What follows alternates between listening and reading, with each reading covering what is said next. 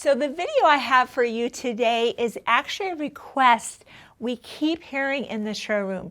Jen, please do a simple video on showing us how does the light box work in conjunction with a layout diagram and the Appli-Fuse mat and laser shapes. How does that work together? So that's what the video is for today. We actually have a free download for you. So if you have some fabrics, we all know spring is on the way. I'm filming right now in that time of year, and so it's just a pretty flower in a flower pot. And laser cut kits are awesome. You don't have to trace and cut. So I have all my shapes out here. But of course, if you're at home and you download this and you want to use your own fabric, you'll be on the second page here. This is reverse for Fusible Appliqué. You'll need to grab Heat and Bond Light or something like that. And you'll be tracing your shapes out exactly on the drawn lines on the paper side of the Heat and Bond. Make sure you're using a permanent marker for that, roughly cutting around the shapes, right, to kind of extract them out. And then you're cutting exactly on that line. But people love our laser cut kits because you can skip all of that. You don't even need to use that tracing diagram. You don't even need to purchase the Heat and Bond Light. Forget that stuff. Shabby's done the work for you. Everything is perfectly cut with pre-fused laser cut Heat and Bond Light on the back. So that's where we're going to focus today. The magic is right here. I love this because back in the day, all I had was a picture and a bunch of shapes I had to trace and cut out. And now I'm visually trying to guess the arrangement, what should be going down first, what should be going down second. So let's talk about that real quick. And this will help you understand the layering sequence here. Anytime you see number one, that's easy, right? That's piece number one, followed by piece number 2 and 3 and so on and so forth. Anything that you see dashed means that piece lays behind the other. So let's just look at what we have here. We can see these are our pieces. They will always come to you with a paper backing on the back, of course. Simply give a good crease to release that. Good and confident there. And see how that just released? See the shine? That's the glue. That's the fusible webbing here. So you can see that would be piece number 1. Our piece number 2, of course, is our leaves. And you can see 3, 4, 5, and 6. So we need to put our Appli-Fuse mat down, which will block our view just a little bit. You'll see that. Sometimes people like to take a photo of the layout diagram so that they can see it clearly, and they're referencing that. The heat on my iron will be at medium. So our first step here will be to get our Appli-Fuse mat. I'm working with the Wafer 1 light pad. This is where the magic combination comes together. So I will lay this on top, and I'm going to turn that light box on. Because see how I can still see absolutely through there. I can't see as readily as before. I can't see the numbers as well, but I can clearly see those shapes. This has a tackiness to it. And look at this. This is just like we all remember paint by numbers when we were kids. We all did that. Now here is piece number 2. You're simply placing those shapes in the exact footprint, and notice I'm pressing down because there's a tackiness to this mat. I see there's my piece number 3 right there, and my rim looks like it's number 4.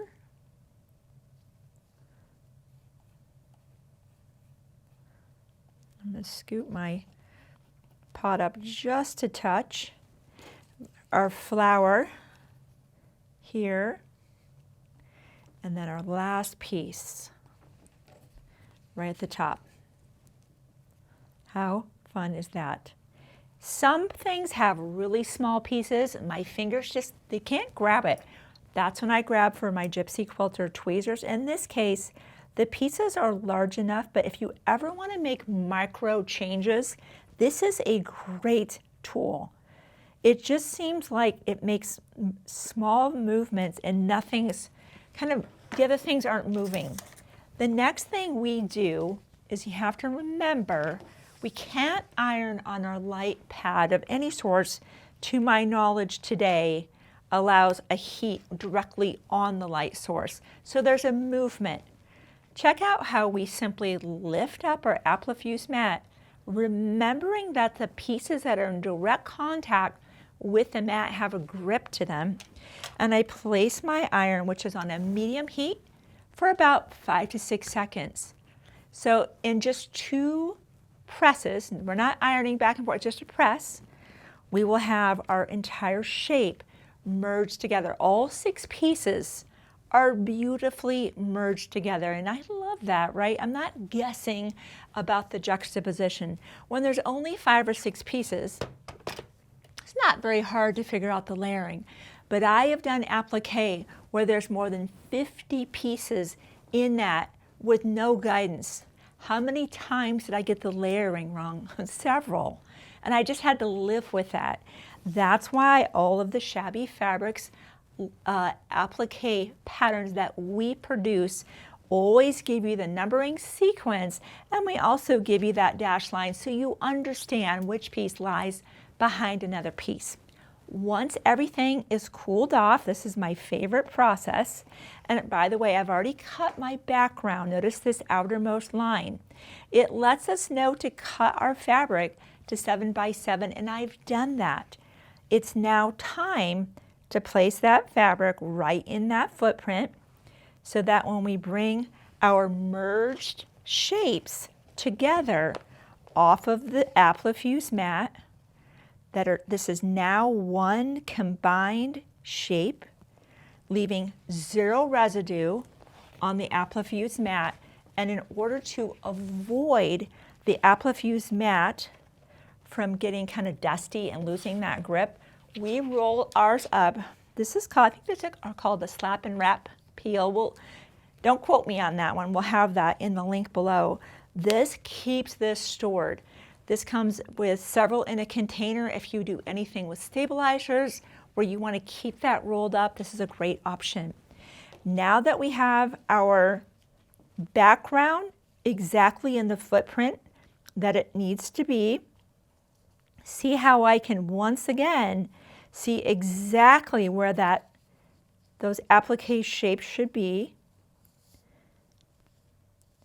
Now I simply move this and I'm going to iron that down. Isn't that the coolest thing? I did applique for years the hard way, and many times, especially on a more complex project, I was disappointed. I either got the layering wrong, the juxtaposition wasn't just right, especially if there's a face or there's kind of a what's in the back, what's in the front. If you get that wrong, it just throws that whole thing off. Once you have all of the shapes down, now all of the beautiful thread that we have available, we have the sulky 50 weight, the smaller spools are just a few dollars, all the way up to metallics if you want to add a lot of sparkle and pizzazz, and even orful and beautiful colors. This is where you get to get creative stitching the shape down. You can make this into a hot pad. You can make multiple blocks like this and make a whole quilt, or maybe in a sequence and make a table runner. But look how fun applique is, and you can see having the shapes already cut out is so incredible. So be sure to head to the website. You can click on Kits by Type and go look for laser cut kits. You can know that all of the shapes inside there will act just like I showed you today, perfectly pre-fused and laser cut. We'll make sure you have a layout diagram to assist you in that juxtaposition, just making this entire process so much fun. So thank you for giving me a few minutes of your day to show you how fun and easy it is to do fusible applique. Super fun at Shabby Fabrics.